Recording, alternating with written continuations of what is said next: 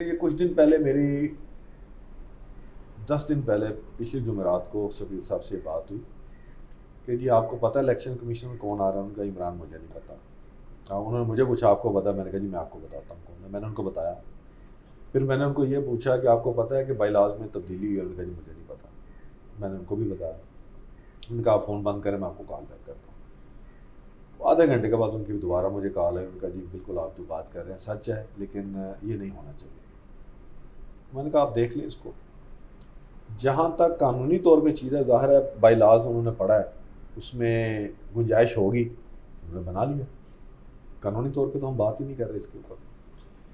اخلاقی طور پہ اگر آپ اس کی بات کریں تو ایک ایسا شخص جس کو آپ نے ہی امپلائی رکھا ہو اور اس نے آپ کو ووٹ بھی کرنا ہو اسی کو آپ الیکشن کمشنر بنا دیں تو آپ مجھے آپ بتائیں کہ اس میں اخلاقی طور پر تو چلیے اس پہ ہم بات لمبی ہو جائے گی. جی قانونی طور پہ بات کر لیتے ہیں کیونکہ اخلاقی طور پر وہ کرتے ہیں ان کی سواب جیتی ہے. جی قانون اس معاملے میں کیا کہتا ہے؟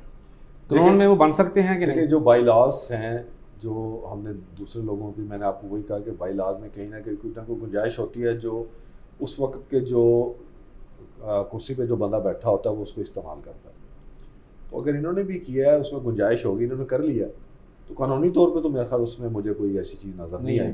جی پھر ان کی ٹھیک ہے selection selection being election commissioner ان کی سلیکشن ٹھیک ہے نہیں اخلاقی طور پہ نہیں قانونی طور پہ بات کرنا ہے. اخلاقی طور پہ چھوڑ دیں. قانونی طور پہ تو میں نے آپ کو بتایا بائی لاز میں یہ چیز نہیں تھی. بائی لاز میں اور بھی بہت ساری چیزیں نہیں ہیں یعنی کہ وہ ٹھیک ہے قانونی حساب سے ٹھیک ہے. یعنی کہ اس کے اوپر آپ قانونی کارروائی نہیں کر سکتے اخلاقی کارروائی کر سکتے ہیں. دیکھیں